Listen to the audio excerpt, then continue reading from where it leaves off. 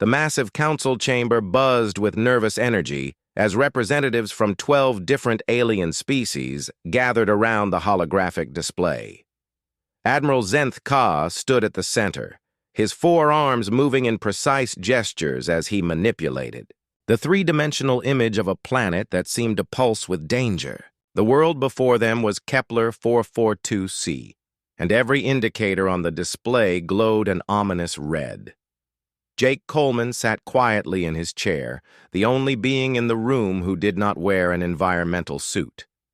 The human representative breathed the station's standard atmosphere while the other species required their protective gear just to survive the meeting. His calm demeanor stood in stark contrast to the agitated movements of his fellow council members. The planet on display rotated slowly, revealing a surface covered in violent storms that crackled with electrical energy. Massive crystalline formations jutted from the ground like alien cities, while deep canyons carved by acid rivers stretched across the continents. The three moons that orbited the world created gravitational chaos that made the surface conditions even more unpredictable. Ambassador Vel Tun of the Crystalline Collective spoke first, her voice trembling through the translation matrix. The fear in her tone was unmistakable as she addressed the assembled group. Her species had encountered many dangerous worlds in their long history, but nothing like this nightmare planet that hung before them in the hologram. Admiral Zenth Ka began his presentation with the grim statistics that had haunted the Galactic Council for months. 3 separate survey teams had been sent to explore the planet's surface, and none had returned. The first team had lasted only 6 hours before their equipment failed catastrophically. The second expedition had managed to survive for 2 days before losing contact during a particularly violent storm. The third team had simply vanished without sending any distress signal at all. The planet's atmosphere contained acids that could dissolve most known metals within hours of exposure. Surface temperatures swung wildly between freezing and boiling as the 3 moons pulled and pushed the world in their complex orbital dance. The storms that raged across the surface carried electrical charges powerful enough to disable even the most advanced spacecraft. Most terrifying of all were the indigenous life forms that seemed to view any visitors as either prey or threats to be eliminated. Yet beneath this hellish surface lay the largest deposit of quantum crystals ever discovered in the galaxy. These rare minerals were essential for faster-than-light travel, powering the engines that allowed civilizations to spread across the stars. The crystals on Kepler 442c represented enough wealth to transform the galactic economy, but only if someone could figure out how to extract them safely. Jake listened to the detailed threat assessment with growing interest rather than fear. While the other species in the chamber exchanged worried glances through their various visual organs, the human representative leaned forward in his chair. He asked simple questions about the planet's rotation period, the composition of the storms, and the behavior patterns of the native predators. The Ethereal Confederacy's representative, Counselor Hyth Na, expressed disbelief that the humans would even consider such a mission. His species had achieved interstellar travel thousands of years before humans had even discovered agriculture. They possessed technology that could reshape entire star systems and had mapped the dangerous regions of the galaxy with scientific precision. If such advanced civilizations could not survive on Kepler 442c, what hope did a young species like humanity have? Jake pulled out his communication device and composed a brief message to the colonial administration on Earth. The text was simple and direct, explaining the basic situation and requesting preliminary approval for a colonization mission. He sent the message without hesitation, knowing that the response would likely be positive. Humans had a long history of volunteering for dangerous assignments that other species considered impossible. The chamber fell silent as Jake announced his intention to accept the mission on behalf of humanity. The other representatives stared at him through their environmental suits, their various expressions of shock and disbelief clear even across the barriers of different biology and technology. Several species began rapid conversations in their native languages, their translation systems struggling to keep up with the excited chatter. Admiral Zenth Ka attempted to dissuade the human representative by providing even more detailed information about the planet's dangers. He showed holographic recordings of the failed expeditions, displaying the twisted wreckage of advanced spacecraft and the corroded remains of sophisticated equipment. The data painted a picture of a world so hostile that it seemed designed to kill anything that dared to set foot on its surface. Jake remained unmoved by the terrifying evidence. He explained that humans had experience with hostile environments, having survived and thrived on a world that many species would consider dangerous. Earth itself featured extreme weather, aggressive wildlife, seismic activity, and atmospheric conditions that would require environmental suits for most galactic civilizations. The difference was that humans had evolved to adapt rather than simply endure. 3 weeks later, the transport ship UCS Liberty prepared for departure from Earth orbit. The vessel carried 200 carefully selected colonists, along with enough equipment and supplies to establish a permanent settlement. Commander Lisa Parker stood on the bridge, reviewing the final mission parameters, as her crew made the last preparations for their journey to what the galaxy considered an impossible world. The UCS Liberty dropped out of hyperspace at the edge of the Kepler 442 system, and immediately the ship's sensors began registering readings that would have sent most species fleeing back to safer space. The planet hung before them like a malevolent jewel, its surface wreathed in storms that sparked with electrical discharge powerful enough to disable entire fleets. The 3 moons danced around the world in their chaotic orbit, creating gravitational effects that made standard navigation nearly impossible. Commander Lisa Parker stood on the bridge, watching the planet rotate slowly on the main view screen. Where other commanders might have seen an insurmountable challenge, she saw a complex problem that required careful analysis and creative solutions. Her years of experience establishing colonies on the volcanic moons of Jupiter had taught her that hostile environments often held the greatest rewards for those brave enough to understand them. Chief Engineer Maria Santos hunched over her console, studying the streams of data flowing from the ship's advanced sensor arrays. The readings painted a picture of a world that seemed determined to destroy anything that approached its surface. The electrical storms alone generated more power than most civilizations used in a year, while the acid rain could dissolve the hull plating of standard spacecraft in a matter of hours. Dr. Ryan Kelly worked at the science station, his instruments, analyzing the planet's atmosphere and surface composition in unprecedented detail. The previous survey teams had gathered only basic information before their missions ended in disaster, but the Liberty's advanced sensors could penetrate the storm layers and map the world beneath. What they found challenged everything the Galactic Council thought they knew about planetary classification.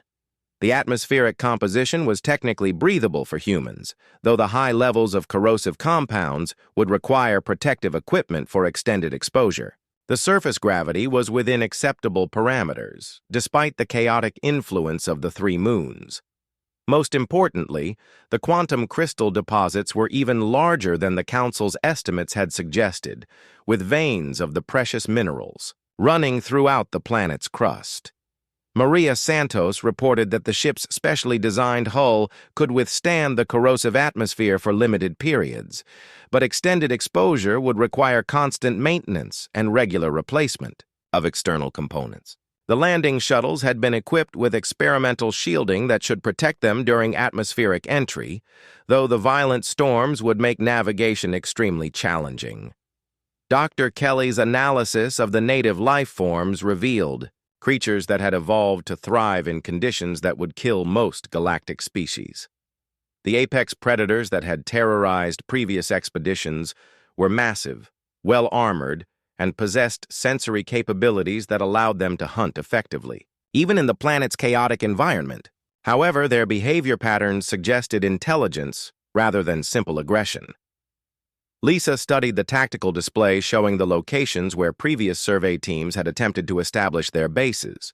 All 3 sites had been chosen, for their apparent safety, located in areas with minimal storm activity and relatively stable geological conditions. Yet each expedition had failed within days of landing, their equipment destroyed and their personnel either killed or forced to evacuate.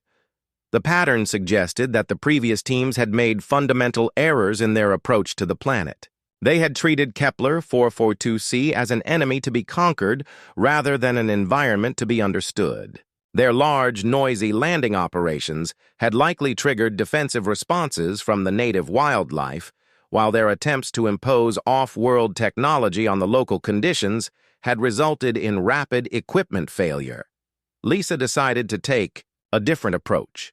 Instead of landing with massive equipment and immediate construction projects, she would send a small advance team to study the environment and establish contact with the indigenous life forms. The team would use minimal technology and focus on observation rather than exploitation, learning how the planet's ecosystem functioned before attempting to join it. The first shuttle launched 6 hours later, carrying Lisa, Ryan, Maria, and 12 other specialists toward the planet's surface. The craft had been specially modified with experimental hull plating that could adapt to the corrosive atmosphere, using techniques developed from studying extremophile organisms in Earth's deepest ocean trenches. The landing site was a plateau in the northern hemisphere that showed signs of geological stability. Pilot Danny Rodriguez guided the shuttle through the turbulent atmosphere with steady hands, his instruments barely functioning in the electromagnetic chaos of the storms. The descent was violent and unpredictable, with gravitational anomalies caused by the 3 moons making standard navigation impossible. Yet Rodriguez had experience flying in the methane storms of Titan, and he adapted his techniques to handle the alien conditions. As they broke through the final cloud layer, the landscape below revealed itself in all its terrifying beauty. Crystalline formations towered like alien cities, their surfaces sparkling with veins of quantum crystals that pulsed with internal light. Vast canyons carved by acid rivers stretched to the horizon, while forests of metallic trees swayed in, winds that carried electrical charges. In the distance, massive shapes moved through the alien landscape with surprising grace. Security Chief Ben Torres monitored the sensor readings as large biological signatures converged on their landing zone. The creatures were moving with obvious intelligence and purpose, suggesting that the shuttle's approach had not gone unnoticed by the local wildlife.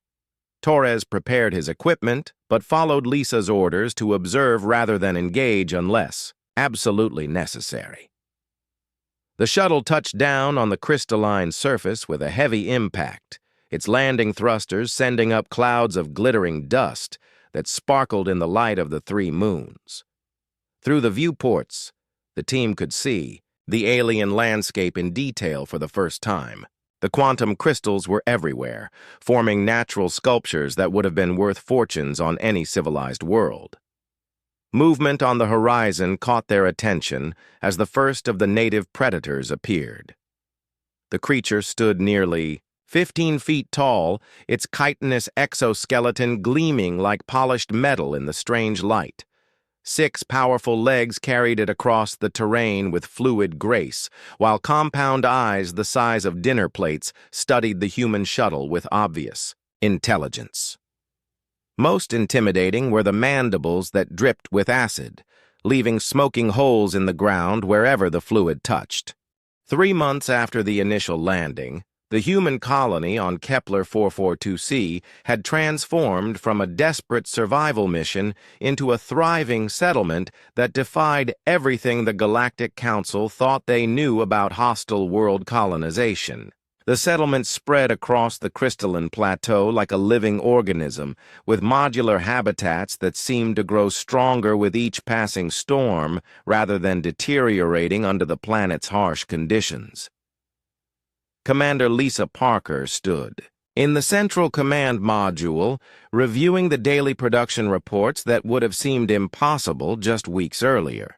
The mining operations were extracting quantum crystals at rates that exceeded the most optimistic projections by over 300%. More remarkably, The extraction process was becoming more efficient as the human equipment adapted to the planet's unique environmental conditions.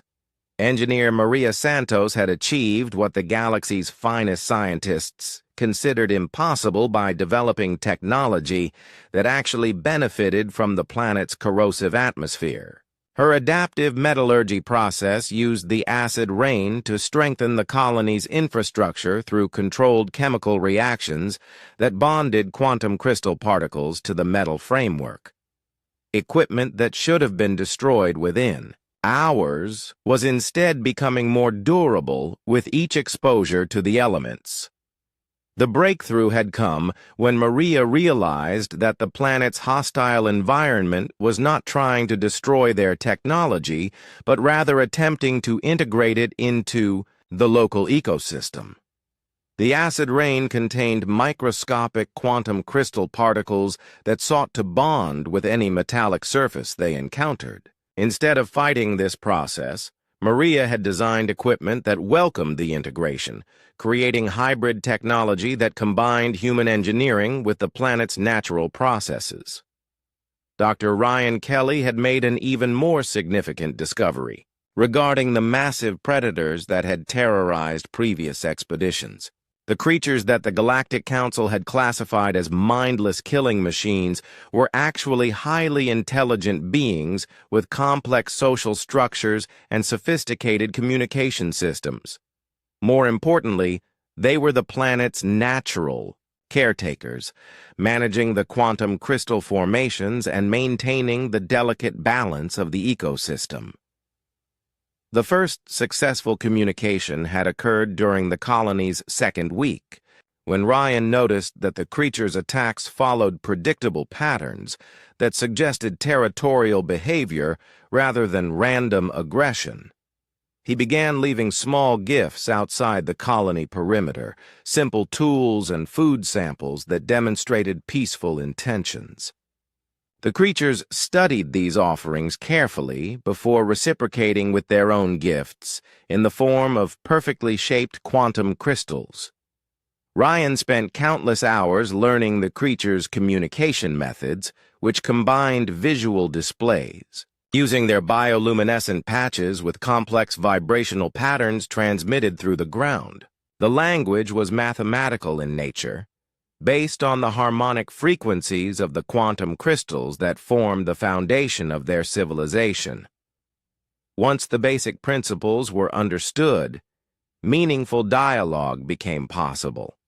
The creature, the colonists had nicknamed Thunder, emerged as the leader of the local pack, a magnificent being whose crystalline carapace had grown to incorporate quantum formations that enhanced her natural abilities. Thunder's intelligence rivaled that of any galactic civilization, with knowledge of quantum mechanics that exceeded human understanding by centuries.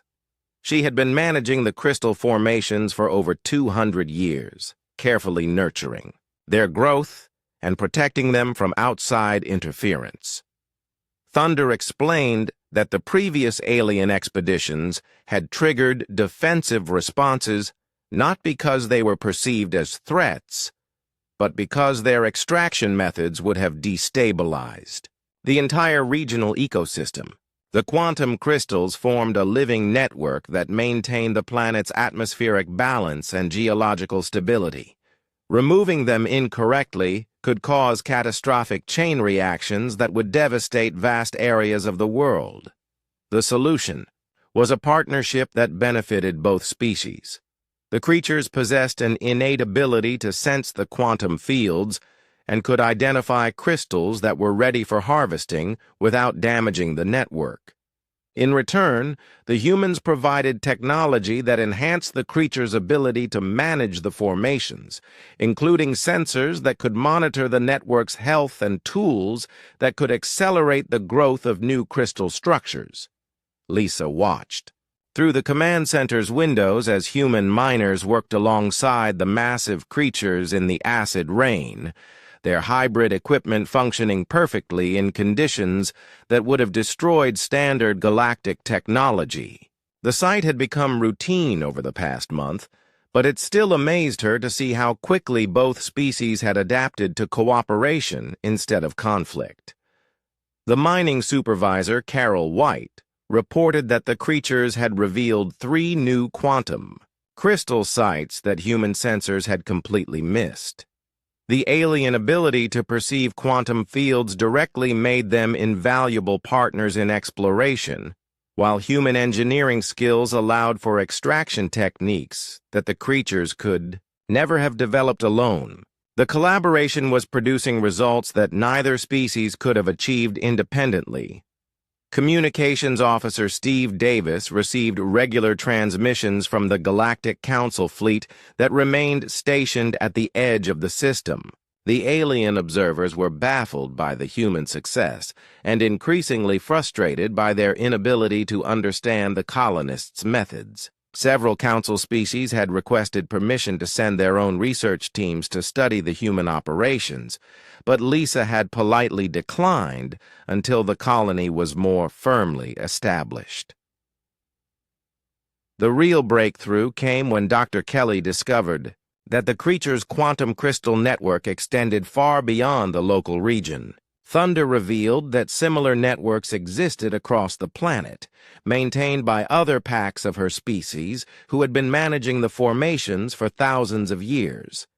The entire world was essentially one massive quantum computer, using the crystal formations to process information and maintain environmental stability. This revelation changed everything about the colonization project. Instead of simply mining the crystals for export, the humans began working with the creatures to understand and enhance the planetary network.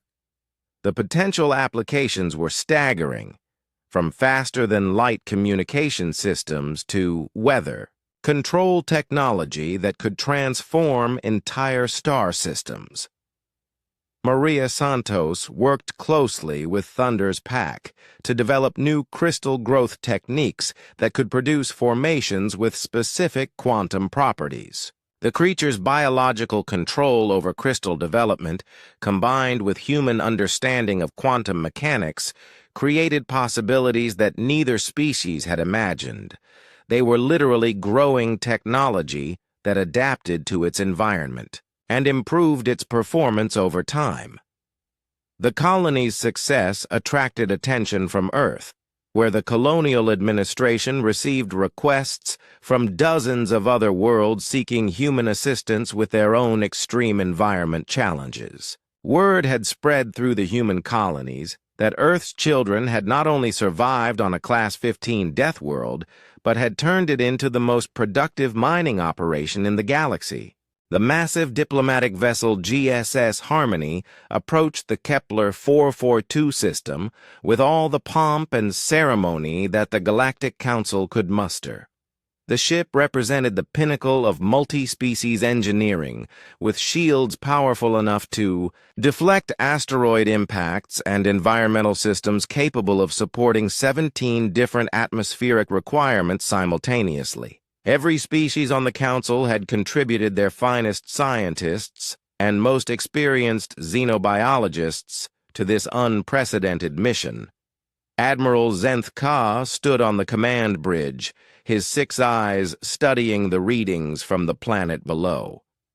The data streaming from their sensors contradicted everything the Council thought they knew about Class 15 Deathworlds. Instead of the expected signs of struggle and barely maintained survival, the planet showed clear evidence of thriving civilization and unprecedented quantum crystal production rates. The human settlement sprawled across the crystalline plateau, like a living organism, its modular structures gleaming in the light of the 3 moons. Most remarkably, the buildings seemed to be growing larger and more complex with each passing day, as if the structures themselves were adapting and evolving in response to the planet's extreme conditions. Power readings from the surface indicated energy production levels that exceeded anything the Council had achieved on their most advanced worlds. Dr. Veltun of the Crystalline Collective reviewed the production reports with growing amazement and concern. The humans were extracting quantum crystals at rates that should have been physically impossible, while simultaneously maintaining the ecological stability that previous expeditions had disrupted within hours. The mathematical models simply could not account for the level of success the humans had achieved in such a short time period. The Council delegation prepared for surface deployment with elaborate protective protocols that seemed almost comical compared to the human approach. Each species required specialized environmental suits, backup life support systems, and emergency evacuation procedures that filled entire data banks. The humans, by contrast, worked on the surface wearing simple protective gear that looked more like heavy-duty work clothes than sophisticated survival equipment. Commander Lisa Parker met the Council shuttle at the newly constructed landing facility, a structure that demonstrated the remarkable fusion of human engineering and local materials. The building's walls incorporated quantum crystal formations that provided both structural support and energy generation, while the acid-resistant coating had been developed using techniques learned from the planet's native creatures. The delegation emerged from their shuttle in a parade of environmental suits and protective equipment that would have been sufficient for exploring the vacuum of space. Admiral Zenth Ka moved carefully in his bulky armor, his forearms adjusting the complex life support systems that kept him alive in the planet's hostile atmosphere. The contrast with Lisa's simple uniform and basic breathing mask could not have been more stark. Dr. Ryan Kelly led the tour of the mining operations, explaining how the humans had developed extraction techniques that worked with the planet's natural processes rather than against them. The Council scientists watched in amazement as human workers collaborated with the massive native creatures to identify and harvest quantum crystals using methods that seemed to defy basic physics and biology. The creatures that had destroyed 3 Council expeditions moved among the human workers with obvious intelligence and purpose. Thunder, the pack leader, approached the delegation with confident grace, her crystalline carapace reflecting the strange light of the acid storms. Her compound eyes studied the alien visitors with curiosity rather than aggression, though her massive size and impressive mandibles reminded everyone that she could eliminate the entire delegation within minutes if she chose. Ryan demonstrated the communication techniques he had developed using mathematical sequences displayed on a portable device to establish basic dialogue with Thunder. The creature responded with complex vibrational patterns that translated into precise quantum mechanical calculations, revealing a level of scientific understanding that rivaled the Council's most advanced civilizations.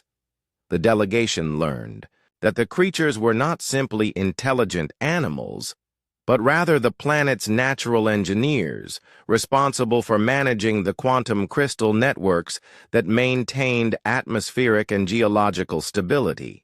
Their species had been developing these systems for thousands of years, creating a planetary infrastructure that operated on principles the Council barely understood.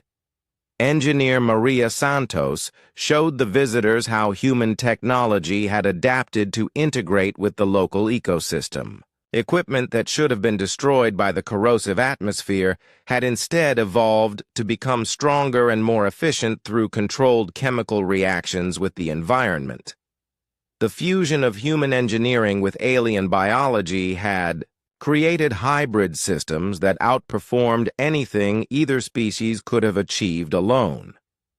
The Council representatives struggled to comprehend the fundamental shift in approach that had enabled human success. Previous expeditions had treated the planet as an enemy to be conquered, using overwhelming technology to impose their will on the hostile environment. The humans had chosen instead to become part of the ecosystem, learning from the local conditions, and adapting their methods to work in harmony with natural processes. Counselor Hythe Na of the Ethereal Confederacy expressed particular amazement at the quantum crystal network that the creatures maintained across the planet's surface. The living computer system used crystalline formations to process information and coordinate environmental management on a scale that dwarfed the most ambitious council projects. The implications for galactic technology development were staggering.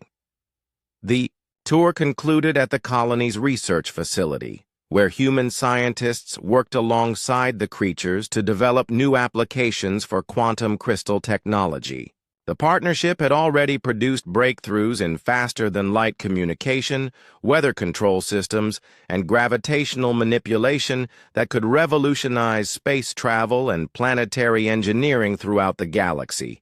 Admiral Zenth Ka found himself questioning everything the Council thought they knew about hostile world classification and colonization techniques. The humans had not simply survived on a Class 15 Deathworld, but had discovered that the classification system itself was fundamentally flawed. What the Council considered deadly obstacles, the humans recognized as opportunities for innovation and partnership. As the delegation prepared to return to their ship, Lisa Parker made an offer that would change the course of galactic history.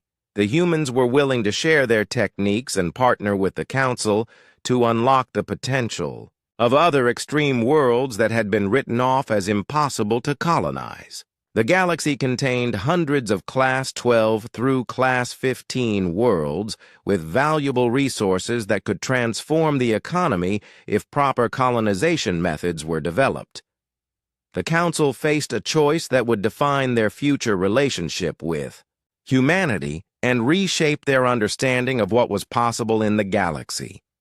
The humans had proven that with the right approach, even the most hostile worlds could become thriving centers of civilization and technological advancement. 6 months after the initial human landing on Kepler 442c, the Galactic Council convened an emergency session that would reshape the political and economic landscape of the galaxy. The chamber buzzed with nervous energy as representatives from over 50 species gathered to address what many considered an unprecedented crisis. The humans had not only succeeded beyond all expectations, but had fundamentally challenged the Council's understanding of planetary classification and colonization techniques. Admiral Zenth Ka called the session to order with visible tension in his four-armed gestures. The holographic display showed the galaxy map with red indicators marking the worlds that had been deemed too dangerous for colonization by any known species. These Class 12 through Class 15. Deathworlds represented vast untapped resources that had remained beyond reach for millennia, their hostile environments claiming the lives of countless explorers and scientists. The map now showed human colony. Ships en route to 17 of these impossible worlds, with more expeditions being planned every month. Earth's colonial administration had received applications from 47 different human settlements requesting permission to establish operations on extreme worlds that would kill most galactic species within hours. The implications for the balance of power in the galaxy were staggering. Dr. Veldtun of the Crystalline Collective presented the economic analysis that had prompted the emergency session. The human success on Kepler 442c had already disrupted quantum crystal markets throughout the galaxy, with production rates that exceeded previous records by over 400%. If the humans maintained their success rate on other extreme worlds, they would control the majority of rare resource production within 2 standard years. The Council's economic models painted a picture of fundamental change that many species found deeply troubling. Humans had achieved in months what established galactic civilizations had failed to accomplish in centuries of attempts. The resources flowing from Kepler 442c alone were sufficient to finance massive infrastructure projects and technological development programs that could accelerate human advancement by decades. Counselor Hythe Na of the Ethereal Confederacy raised concerns about the long-term implications of human expansion into extreme environments. His species had achieved interstellar travel thousands of years before humans had discovered agriculture, yet they found themselves unable to compete with human adaptability and innovation. The natural order of galactic civilization seemed to be inverting as the youngest spacefaring species claimed territory that the eldest could not even visit safely. The chamber doors opened to admit the human delegation, led by Commander Lisa Parker, Dr. Ryan Kelly, and Engineer Maria Santos. They wore simple uniforms and required no environmental protection, a fact that never failed to unnerve the other species. Their confident bearing and obvious comfort in the council chamber's standard atmosphere served as a constant reminder of human adaptability. Lisa addressed the assembled representatives with characteristic directness, acknowledging the concerns about human expansion while explaining the philosophy that had enabled their success. The humans approached extreme worlds not as enemies to be conquered, but as complex systems to be understood and joined.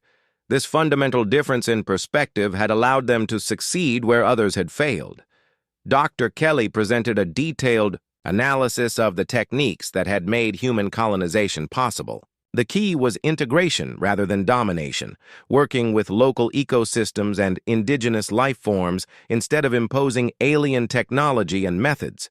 The creatures that other species feared as monsters often proved to be intelligent partners, with valuable knowledge about their environments. The presentation included footage from Kepler 442c, showing human children playing alongside juvenile versions of the massive native creatures while their parents worked cooperatively in the mining operations. The site challenged every assumption the council held about predator-prey relationships and interspecies cooperation. The humans had achieved something that seemed impossible by treating potential enemies as potential friends. Engineer Santos explained the technological breakthroughs that had emerged from human-alien partnerships on extreme worlds. The adaptive metallurgy developed on Kepler 442c represented just the beginning of a new era in materials science. Similar collaborations on other hostile worlds were producing innovations in energy generation, atmospheric processing, and gravitational manipulation that could revolutionize space travel. The humans made a proposal that stunned the assembled council members. Instead of competing with established galactic civilizations, humanity offered to share their techniques and establish joint ventures for extreme environment colonization. The humans would provide expertise and personnel for operations on impossible worlds, while the council would contribute logistical support and resource distribution networks. Admiral Zenth Ka struggled to process the implications of the human offer. The proposal would essentially transform humanity into the galaxy's specialists for extreme environment operations, giving them access to resources and territories that had been considered permanently inaccessible. Yet the alternative was to watch human expansion continue independently while council species remained locked out of vast regions of the galaxy. The debate that followed revealed deep divisions within the council about how to respond to the human challenge. Some species advocated for restricting human expansion through trade sanctions and diplomatic pressure, while others argued for embracing the partnership opportunity to gain access to extreme world resources. The younger civilizations generally supported cooperation, while the older species worried about losing their established advantages. Dr. Veldtoon raised a crucial point about the long-term sustainability of human colonization techniques. The rapid expansion into hostile environments might be creating unforeseen ecological or technological dependencies that could lead to catastrophic failures. The Council's conservative approach to extreme world exploration had been based on hard-earned wisdom about the dangers of rushing into unknown environments. Lisa responded by inviting Council scientists to participate in ongoing research projects on human colonies. The offer of transparency and shared knowledge addressed many concerns about the safety and sustainability of human methods. The humans had nothing to hide because their success was based on careful observation and gradual adaptation rather than reckless exploitation. The session concluded with a historic vote that would reshape galactic civilization. The Council voted unanimously to establish the Human Council Joint Venture for Extreme Environment Colonization, creating a new framework for cooperation between humanity and established galactic species. The agreement would provide humans with the resources and support needed for large-scale expansion, while ensuring that the benefits of extreme world colonization were shared throughout the galaxy. The immediate effect of the agreement was a boom in exploration and colonization activities, as Council species provided funding and logistical support for human expeditions to previously inaccessible worlds. The long-term consequences would prove even more significant as the partnership led to technological and scientific breakthroughs that advanced the entire galactic community. 1 year after the historic Council agreement, the galaxy had transformed in ways that no one could have predicted. The Human Council joint venture had established successful colonies on 23 worlds that had previously been considered absolutely impossible to inhabit. Each new settlement revealed unique resources, technologies, and partnerships with indigenous species that had been written off as mindless monsters by previous exploration efforts. The economic impact of the Extreme World Colonization Program exceeded all projections, as rare materials and revolutionary technologies flowed into galactic markets. Quantum crystals from Kepler 442c powered faster-than-light engines that could cross the galaxy in weeks rather than months. Gravitational manipulation techniques learned from crystalline creatures on Vega 7 enabled the construction of space habitats that defied conventional physics. Atmospheric processing methods developed on the acid worlds of the Centauri system promised to make terraforming faster and more efficient than ever before. Commander Lisa Parker stood on the observation deck of the new orbital station above Kepler 442c, watching the lights of human cities sparkle alongside the bioluminescent displays of their alien partners below. The planet that had once been classified as a Class 15 Deathworld now hosted a thriving multi-species community that served as the headquarters for extreme world operations throughout the galaxy. The success had not come without challenges and setbacks that tested human adaptability and the strength of their partnerships with alien species. 3 colonies had failed during the first year, victims of environmental conditions that proved too extreme even for human ingenuity. The failure on Proxima 4 had cost 17 lives when the colonists underestimated the intelligence and territorial nature of the native silicon-based life forms. Dr. Ryan Kelly had led the investigation into the failed colonies, identifying the factors that separated successful from unsuccessful colonization attempts. The key was the initial approach to contact with indigenous species and the willingness to spend time understanding local ecosystems before attempting major resource extraction. Rushing the process invariably led to conflict and failure. The lessons learned from both successes and failures had been incorporated into improved training programs for colonial teams. New recruits spent months studying xenobiology, environmental adaptation, and interspecies communication before being assigned to extreme world missions. The human approach emphasized patience, observation, and respect for local conditions over technological superiority and rapid exploitation. Engineer Maria Santos had established research facilities on 7 different extreme worlds, each one focused on understanding and developing the unique technologies that emerged from human-alien partnerships. The adaptive metallurgy techniques pioneered on Kepler 442c had evolved into a comprehensive materials science that could create substances with properties tailored to specific environmental conditions. The research stations served as training centers where council species could learn human colonization techniques and contribute their own expertise to joint projects. The exchange of knowledge and methods had accelerated technological development across the galaxy, with breakthroughs emerging from the combination of human adaptability and alien scientific knowledge. The orbital station above Kepler 442c buzzed with activity as representatives from dozens of species arrived to participate in the first Galactic Conference on Extreme Environment Colonization.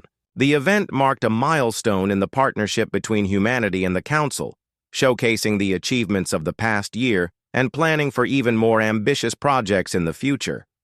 Admiral Zenth Ka had become one of the strongest advocates for the human approach to extreme world exploration. His species had gained access to resources that had been beyond their reach for centuries, while the partnership with humanity had opened new possibilities for technological advancement. The Admiral now served as the Council's liaison to human colonial operations, coordinating support and resources for new expeditions. Dr. Veltun presented research findings that confirmed the long-term sustainability of human colonization methods. The careful integration with local ecosystems had actually improved environmental stability on several extreme worlds, while the partnerships with indigenous species had led to conservation efforts that protected unique life forms from extinction. The human approach was proving to be not only more successful, but also more ethical than previous colonization attempts. The conference highlighted the discovery of sentient species on 12 of the 23 successful colonies. Intelligent beings that had been overlooked or dismissed by previous exploration efforts. The humans had established productive relationships with all of these species, leading to cultural and technological exchanges that enriched both human and alien civilizations. Thunder, the crystalline creature who had become the unofficial ambassador for her species, attended the conference through a specially designed communication system that allowed her to participate in discussions despite her massive size and environmental requirements. Her insights into quantum crystal technology had revolutionized faster-than-light travel and opened new possibilities for interstellar communication. The success of the Extreme World program had attracted attention from beyond the established galactic community. Several previously unknown civilizations had made contact with the Council specifically to learn about human colonization techniques and request assistance with their own impossible worlds. The galaxy was revealing itself to be far more diverse and interconnected than anyone had imagined. Lisa received reports from the newest expeditions that were pushing the boundaries of what was considered possible even by human standards. Colony ships were en route to worlds with surface temperatures that could melt lead, planets with atmospheres composed of liquid methane, and systems where gravitational anomalies created regions of twisted space-time. Each new challenge tested human ingenuity and the strength of their partnerships with alien species. The most ambitious project was the planned expedition to the Class 16 world in the Vega system, a planet so hostile that it had never been approached by any known species. Preliminary scans suggested the presence of sentient crystal forests and gravitational anomalies that might represent entirely new physics. The mission would require everything humanity had learned about extreme environment colonization and would likely reveal new possibilities for technological advancement.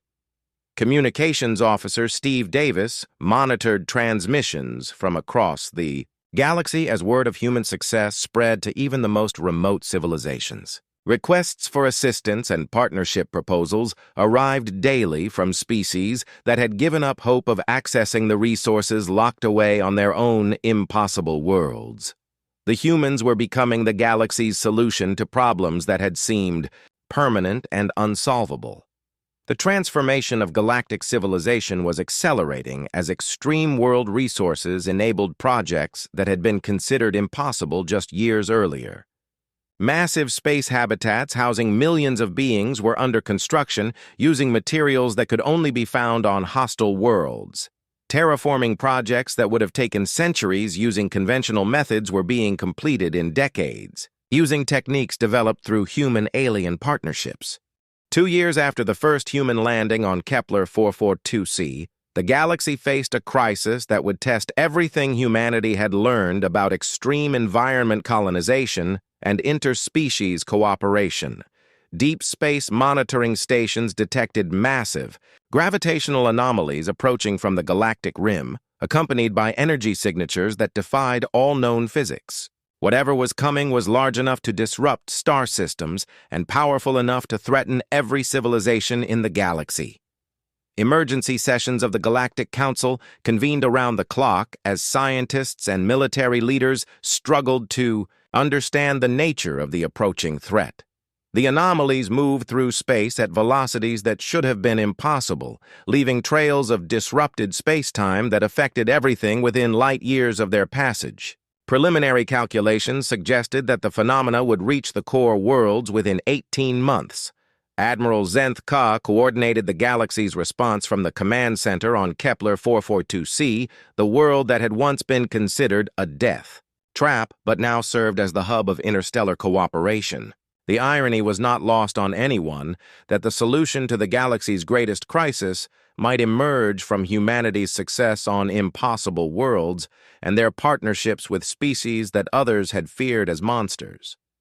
Dr. Ryan Kelly led a team of human and alien scientists in analyzing the approaching anomalies using data gathered from observation posts scattered across dozens of extreme worlds. The creatures that humanity had befriended possessed sensory capabilities that allowed them to perceive gravitational fields and quantum fluctuations in ways that conventional instruments could not match. Their insights proved crucial to understanding the true nature of the threat. Thunder and her pack had detected the anomalies months before any technological sensors, recognizing disturbances in the quantum crystal networks that connected their home world to similar formations throughout the galaxy. The crystalline creatures possessed a form of faster-than-light communication that relied on quantum entanglement, creating an early warning system that spanned thousands of star systems.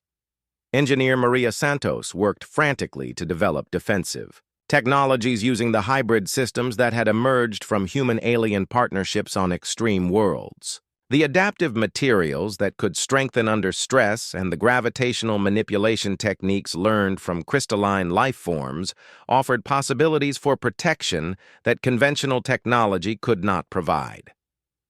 Time was running short, but the solutions were beginning to emerge.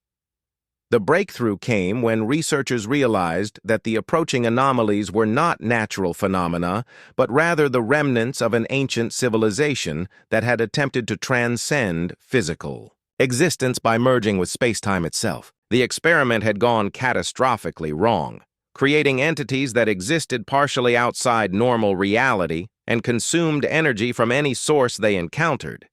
These space-time entities had been wandering the galaxy for millions of years, destroying civilizations and consuming entire star systems before moving on to search for more energy sources. They were drawn to areas of high technological activity and large population centers, making the core worlds of galactic civilization their primary targets.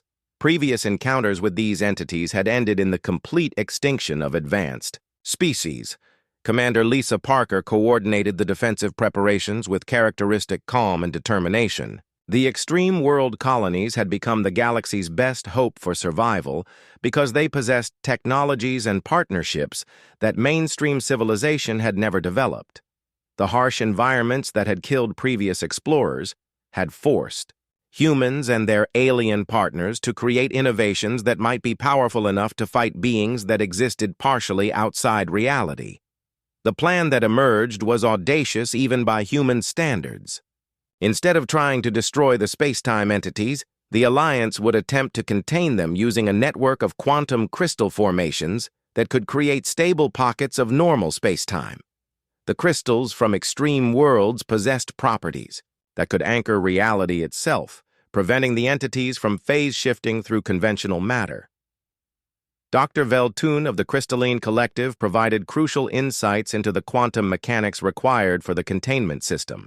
Her species had studied the fundamental nature of reality for millennia, developing theoretical frameworks that perfectly complemented the practical experience that humans and their partners had gained from working with quantum crystals on extreme worlds.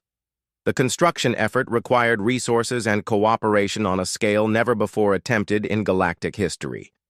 Mining operations on 50 different extreme worlds worked around the clock to produce the specialized quantum crystals needed. For the containment network, Transport fleets carrying thousands of tons of crystalline formations raced across the galaxy to reach strategic positions before the entities arrived. Human colonial teams volunteered to establish outposts in the direct path of the approaching threat, using their expertise in hostile environment survival to maintain the containment stations under conditions that would kill most galactic species. The work was dangerous beyond measure, but the alternative was the extinction of all life in the galaxy. The indigenous species that humans had befriended proved to be invaluable allies in the desperate race against time. Creatures that could manipulate gravitational fields helped to position the massive crystal formations with precision that technological equipment could not achieve. Beings that could perceive quantum fluctuations provided early warning of the entity's approach and guided defensive preparations. Counselor Hythna of the Ethereal Confederacy led evacuation efforts for civilian populations in the core worlds, coordinating the largest refugee movement in galactic history. Billions of beings fled to remote systems and extreme worlds that had previously been considered uninhabitable. The human colonies that had once seemed like reckless experiments became safe havens for species seeking refuge from an impossible threat.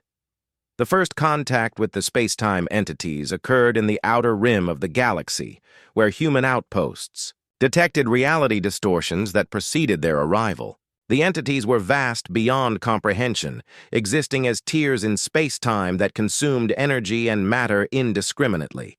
Their presence warped the fundamental laws of physics, making conventional weapons and defenses completely useless. The quantum crystal network activated automatically as the entities approached, creating barriers of stable spacetime that channeled the invaders toward prepared containment zones. The crystals glowed with internal fire as they struggled to maintain reality's coherence against beings that existed partially outside the normal universe. Some formations failed under the stress, but the network held long enough to guide the entities into the traps. Lisa watched from the command center as the final phase of the containment operation began. Human volunteers piloted ships directly into the reality distortions surrounding the entities, using their expertise in extreme environment navigation to plant the final crystal formations that would complete the containment network.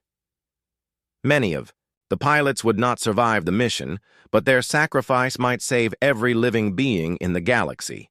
The final battle for the galaxy's survival took place not in the depths of space, but in the quantum realm where reality itself was the battlefield.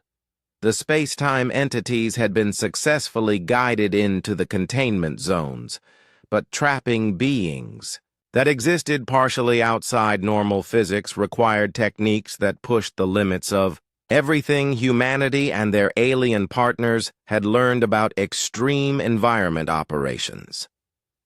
Commander Lisa Parker stood in the command center on Kepler 442c, surrounded by holographic displays showing the status of containment operations across 17 star systems.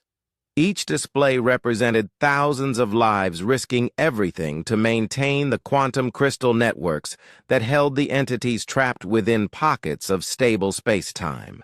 The crystals were holding, but the strain was enormous and growing stronger by the hour. Dr. Ryan Kelly coordinated with Thunder and the other crystalline creatures who had become essential partners in the containment effort. Their natural ability to perceive and manipulate quantum fields allowed them to sense weaknesses in the network before technological instruments could detect them. The creatures worked tirelessly to reinforce failing crystal formations and guide repair teams to critical points in the defensive grid. The space-time entities raged against their containment with forces that warped reality itself. Inside, though, quantum prisons, time moved at different speeds, and physical laws became suggestions rather than absolute rules. The crystal formations that held them glowed with energies that existed beyond the normal electromagnetic spectrum, creating light shows that were visible across entire star systems. Engineer Maria Santos led teams of specialists who raced between containment sites, replacing failed crystals and reinforcing weakened sections of the network. The work required them to enter regions where space-time itself was unstable, using equipment that adapted in real time to changing physical laws. Many of the tools had been developed through partnerships with creatures from extreme worlds who understood how to function in impossible conditions. The first containment breach occurred in the Rigel system, where one of the smaller entities managed to partially phase through a weakened section of the crystal network. The emergency response was immediate and desperate, with human volunteers piloting ships directly into the reality distortion to plant replacement crystals before the entity could escape completely. 3 ships were lost to the twisted physics inside the breach, but the containment held. Admiral Zenth Ka coordinated the galaxy-wide effort from his mobile command ship, which used hybrid technology developed through human-alien partnerships to navigate the gravitational chaos created by the containment operations. His species had initially doubted human capabilities, but now he found himself completely dependent on human expertise and their alien partners to save every civilization in the galaxy. The breakthrough that would determine the ultimate success or failure of the containment effort came from an unexpected source. The youngest human colonist on Kepler 442c, 8-year-old Amy Rodriguez, noticed something that the adult scientists had missed while playing with her alien friends near the eye, quantum crystal formations. The crystals were not just containing the entities but were actually learning from them. Amy's observation led to a crucial discovery about the adaptive nature of the quantum crystals when exposed to exotic forms of energy. The formations were evolving in real time, developing new properties that allowed them to better contain the space-time entities. The process was slow but steady, and it suggested that the containment might become permanent if given enough time to stabilize. Dr. Vel Tun of the Crystalline Collective confirmed Amy's theory through detailed analysis of the quantum crystal networks. The crystals were indeed adapting to the entity's energy signatures, creating increasingly sophisticated containment fields that could adjust to the being's attempts to escape. The network was becoming a living system that could think and respond to threats. The final phase of the containment operation required the most dangerous mission ever attempted in galactic history. Teams of human volunteers would enter the quantum prisons directly to plant specialized crystals that could accelerate the adaptation process. The mission meant traveling to places where reality itself was unreliable and physics worked according to rules that changed from moment to moment. Lisa led the final assault team personally, piloting a ship equipped with the most advanced hybrid technology available. The vessel used adaptive hull plating that could adjust to changing physical laws and quantum crystal power cores that remained stable even in twisted space-time. Behind her flew 11 other ships crewed by volunteers who understood that they might not survive the mission. The journey into the quantum prison was like traveling through a nightmare made of mathematics and light. The space-time entity they approached was vast beyond comprehension, a tear in reality that consumed energy and matter while existing in multiple dimensions simultaneously. The ship's instruments struggled to function as the fundamental constants of physics fluctuated wildly. Thunder and her pack provided guidance through the quantum chaos, their natural ability to perceive multi-dimensional space, allowing them to navigate where technological systems failed. The crystalline creatures had volunteered for the mission, despite knowing that their unique physiology made them particularly vulnerable to the reality distortions created by the entities.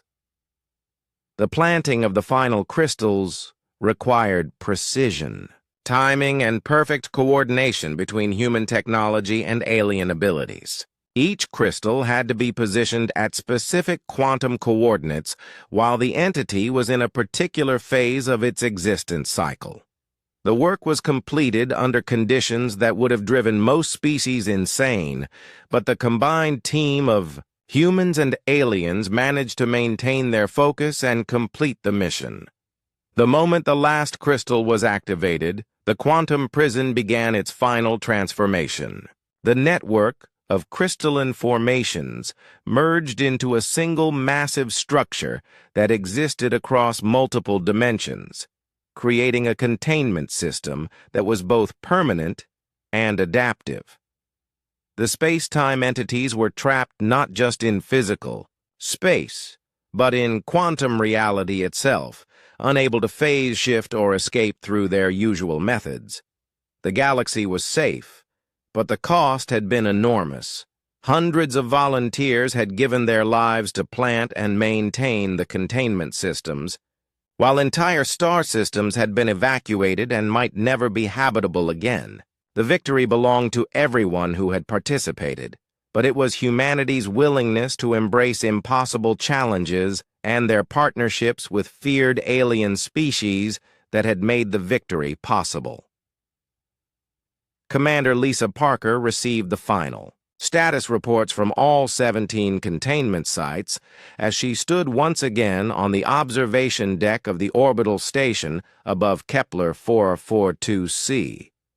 The quantum prisons were stable and would remain so for millions of years, protected by crystal networks that would continue to adapt and strengthen over time.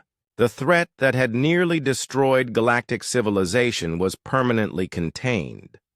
The aftermath of the crisis would reshape the galaxy in ways that no one could predict. Humanity had proven beyond doubt that their approach to extreme challenges was not just successful, but essential for the survival of all species. The partnerships they had formed with creatures from impossible worlds had saved everyone, demonstrating that cooperation and adaptation were more powerful than any conventional military force.